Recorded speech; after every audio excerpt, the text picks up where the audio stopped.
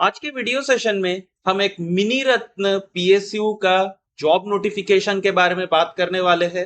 तो मैं यहाँ पे आपको बता दूं कि ये एक फ्रेशर्स जॉब है। यहाँ पे एक्सपीरियंस जॉब भी है, लेकिन मैं सबसे पहले फ्रेशर्स जॉब को यहाँ पर डिस्कस करूंगा। बीटेक यहाँ पे एलिजिबल है। ये एक परमानेंट जॉब है यहाँ पे आपका। और यहाँ पे आपका असिस्टेंट मैनेजर का पोस्ट आपको मिलेगा। स्टार्टिंग सैलरी आपका बेसिक पे जो है यहाँ पे 40,000 होने वाला है। तो नोटिफिकेशन जो है ऑलरेडी यहाँ पे ऑनलाइन आ गया है। आप 2 अगस्त को स्टार्ट हो गया, 22 अगस्त को ये एंड हो जाएगा। तो यहाँ पे डिटेल्ड नोटिफिकेशन डिस्कस करने से पहले मैं आप लोगों को बता दूं कि अगर आपने अभी तक मेरे चैनल को सब्सक्राइब नहीं किया है तो जरूर सब्सक्राइब कीजिए। इस चैनल पे मैं आप लोगों के लिए जितने भी जॉब नोटिफिकेशंस होते हैं, साथ ही उसके इंटरव्यू स्ट्रेटेजी सभी को मैं डिस्कस करता हूं। तो नमस्कार मित्रों, स्वागत है आप सभी का आपके अपने चैनल करियर गुरु पे। तो चलिए हम फिर जॉब नोटिफिकेशन को यहाँ पे डिस्कस करते हैं। तो जैसे कि मैंने आपको बोला कि garden reach ship builder engineers limited, जो कि एक डिफेंस कंपनी है, मिनी रत्न कैटेगरी 1 का उसका जॉब नोटिफिकेशन यहाँ पे आया हुआ है। तो सबसे पहले मैं यहाँ पे आप लोगों के साथ जो है फ्रेशर्स जितने भी पोस्ट है उनको डिस्कस कर लेता हूं। तो यहाँ पे आप देख सकते हो असिस्टेंट मैनेजर, जिसका की बेसिक पे 40,000 से लेके 1,40,000, जिसका की अपर एज लिमिट फॉर जनरल यहाँ पे 28 ईयर्स है। अगर मैं कैटेगरी वाइज वैकेंसी देखूं तो 7 नंबर ऑफ वैकेंसी टोटल है, जिसमें कि अनरिजर्व के लिए 3 है, ओबीसी के लिए 2, एसटी के लिए 1, ईडब्ल्यूएस के लिए 1। तो यहाँ पे आपका एजुकेशनल क्वालिफिकेशन क्या चाहिए? 4 year full time degree in engineering और equivalent in discipline of mechanical engineering with 60% overall marks और इक्विवेलेंट सीजीपीए 55% ओवरऑल मार्क्स और CGPA for OBC and ST. यहाँ पे एजुकेशनल सॉरी आपका जो है एक्सपीरियंस कुछ भी नहीं चाहिए। नेक्स्ट जो है यहाँ पे आपका सेम बेसिक पे के साथ एज लिमिट सेम। तो एज लिमिट यहाँ पे 1 अगस्त 2024 को आपका 28 ईयर्स रहना चाहिए।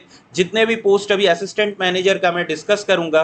तो नेक्स्ट यहाँ पे इलेक्ट्रिकल है। अगर कैटेगरी वाइज आप देखेंगे ब्रेकअप, तो अनरिजर्व के लिए 2, ओबीसी के लिए 1, ईडब्ल्यूएस के लिए 1। नेक्स्ट असिस्टेंट मैनेजर इलेक्ट्रॉनिक्स, जहां पे की 3 वैकेंसी है, जिसमें अनरिजर्व का 1, ओबीसी के 2 है। Assistant manager naval architecture, number of vacancy 7 है, अनरिजर्व के लिए 3, ओबीसी के लिए 2, एसटी के लिए 1, ईडब्ल्यूएस के लिए 1। तो यहाँ पे 4 year full time degree in engineering और equivalent discipline of naval architecture. तो क्या क्या इक्विवेलेंट डिसिप्लिन है वो भी मैं डिस्कस करूंगा आप लोगों के साथ। Next post assistant manager finance का है यहाँ पे, तो नंबर ऑफ पोस्ट 2 है। यहाँ पे सीए या cost and management accountant, CMA का डिग्री आपको चाहिए।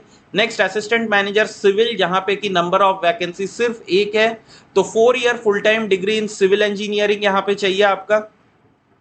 नेक्स्ट असिस्टेंट मैनेजर एचआर, तो यहाँ पे एमबीए या आपका post graduate degree in your human resource management, human resource development, personnel management या industrial relation, social work, labour welfare discipline में चाहिए। नेक्स्ट असिस्टेंट मैनेजर सेफ्टी, तो यहाँ पे नंबर ऑफ वैकेंसी 2 है, अनरिजर्व का 1, ओबीसी 1।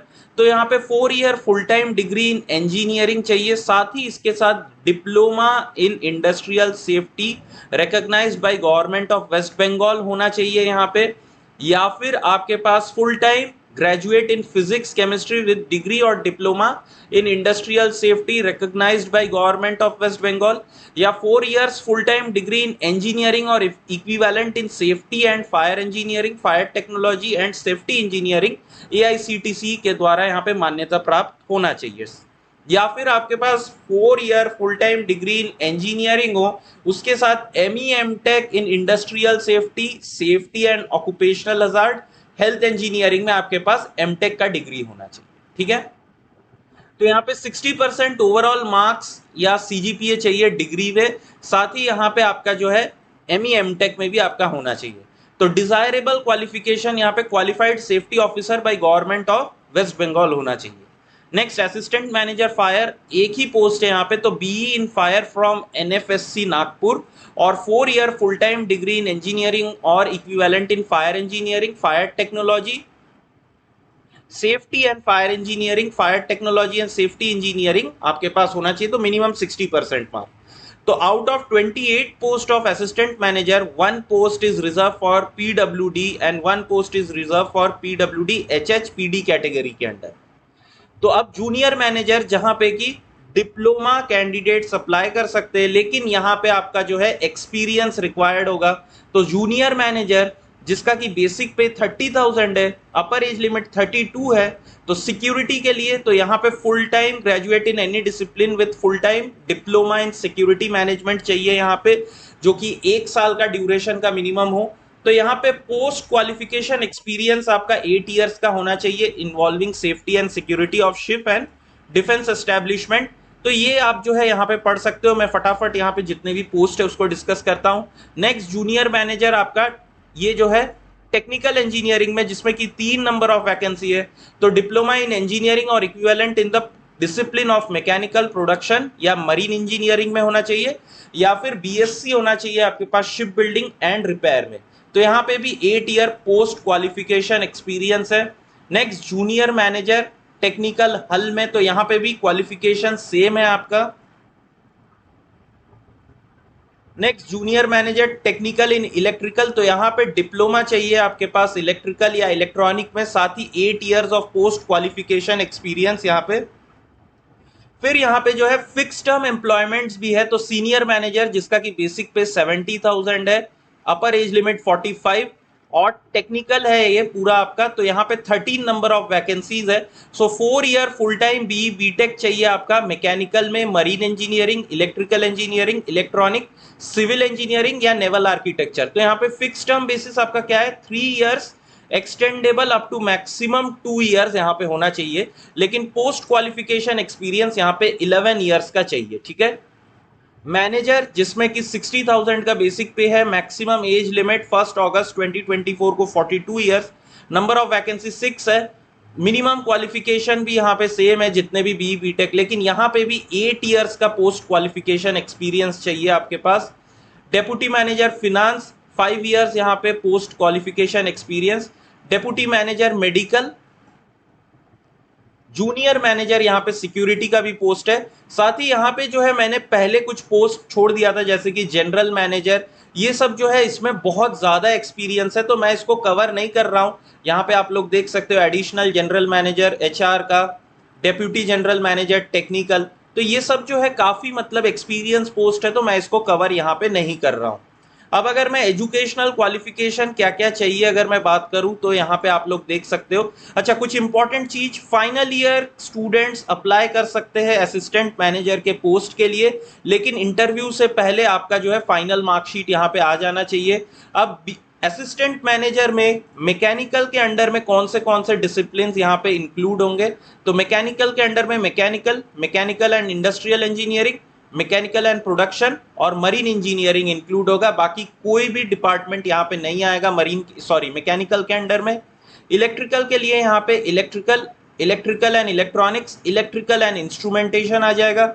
इलेक्ट्रॉनिक्स के लिए यहाँ पे electronics communication, applied electronics and instrumentation, electronics and telecommunication, electronics and instrumentation and control.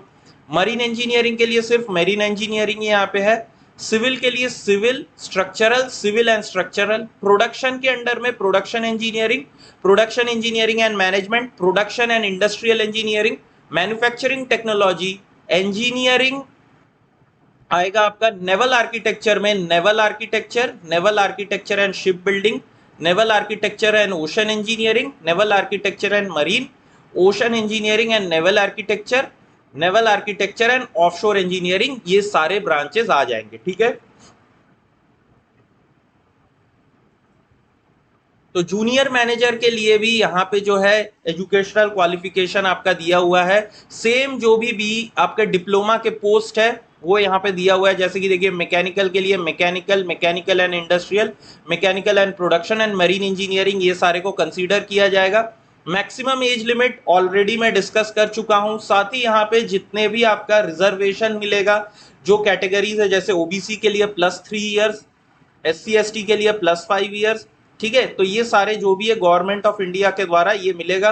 अब अप्लाई कैसे करना है, तो आपको करियर सेक्शन में जाके अप्लाई करना है। ये वाले लिंक को यहाँ पे अप्लाई ऑनलाइन लिंक को क्लिक करके, तो मैं इसका लिंक जो है डिस्क्रिप्शन बॉक्स में आप लोगों को दे दूंगा, आप लोग वहां से क्लिक कर सकते हो। यहाँ पे आपको सबसे पहले ऑनलाइन अप्लाई करना है, उसके बाद जो है सारे आपका एप्लीकेशन के साथ और जितने भी आपके डॉक्यूमेंट्स है, वैलिड डॉक्यूमेंट्स के जेरोक्स के साथ आपको ये एड्रेस पे पोस्ट भी करना है।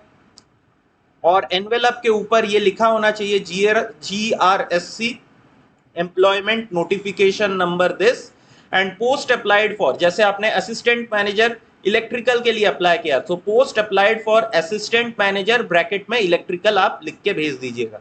जो लोग भी अभी गवर्नमेंट ऑर्गेनाइजेशन या सेमी गवर्नमेंट ऑर्गेनाइजेशन में काम कर रहे हैं या PSU में, आपको यहाँ पे NOC सबमिट करना पड़ेगा at the time of interview. अब अगर सिलेक्शन, यहाँ पे सिलेक्शन प्रोसेस की बात करूं तो यहाँ पे except the selection process for all post except assistant manager will be through interview call. तो असिस्टेंट मैनेजर के अलावा जितने भी पोस्ट है वो सारे इंटरव्यू से होंगे, लेकिन जो असिस्टेंट मैनेजर का पोस्ट रहेगा जो कि फ्रेशर पोस्ट भी है, वहां पे एग्जाम होने वाला है। So written test will be in the month of September at Kolkata and Ranchi, बस यही 2 सेंटर दिए गए हैं। पैटर्न ऑफ रिटन टेस्ट क्या रहेगा, तो सबसे पहला आपका BE BTech का जो भी सब्जेक्ट है 60 क्वेश्चंस रहेंगे उसके, ठीक है। पार्ट 2 में आपका जनरल मैनेजमेंट एप्टीट्यूड टेस्ट, जिसमें कि आपका mental ability, reasoning, English, data analysis और आपका न्यूमेरिकल एबिलिटी आएगा। So number of questions will be 25, marks will be 25, total 85 questions, 85 mark रहेगा। Duration of examination 90 minute, question paper English और हिंदी दोनों में रहेगा। Objective type with MCQ type of questions यहाँ पे रहेंगे, ठीक है। सो सर्विस एग्रीमेंट बॉन्ड की अगर मैं बात करूं तो यहाँ पे 3 इयर्स का सर्विस एग्रीमेंट बॉन्ड है और एवरी मंथ आपके सैलरी से 5% of basic and DA cut होगा, है ना। अगर आप इस कंपनी को 3 इयर्स से पहले अगर क्विट कर देते हैं तो जितना भी अमाउंट होगा ये आपका डिडक्ट कर लिया जाएगा 5% ऑफ बेसिक एंड DA, जो कि एवरी मंथ डिडक्ट होगा। और अगर आप 3 इयर्स के बाद छोड़ते हैं, मतलब 3 इयर्स के बाद ये अमाउंट आपको मिल जाएगा अलॉन्ग विद SBI का जो सेविंग बैंक इंटरेस्ट है उसके साथ, ठीक है। सो पे स्केल ऑलरेडी मैं डिस्कस कर चुका हूं यहाँ पे। तो एप्लीकेशन फी की अगर मैं बात करूं तो यहाँ पे 590 रुपीज है, ठीक है। Applicants belonging to SC ST PWD और इंटरनल कैंडिडेट्स को यहाँ पे नहीं देना है। बाकी जो भी है यहाँ पे जनरल टर्म्स एंड कंडीशन, इसको आप यहाँ पे रीड कर सकते हो। तो मैं एक एग्जाम का यहाँ पे क्या सिलेबस रहेगा और क्या आपका पैटर्न रहेगा, कैसे आपको एग्जाम के लिए प्रिपेयर करना है, ये मैं एक वीडियो बना दूंगा स्पेसिफिकली। साथ ही इंटरव्यू में यहाँ पे क्या क्या आ सकता है उसका भी एक वीडियो मैं आप लोगों के लिए क्रिएट कर दूंगा।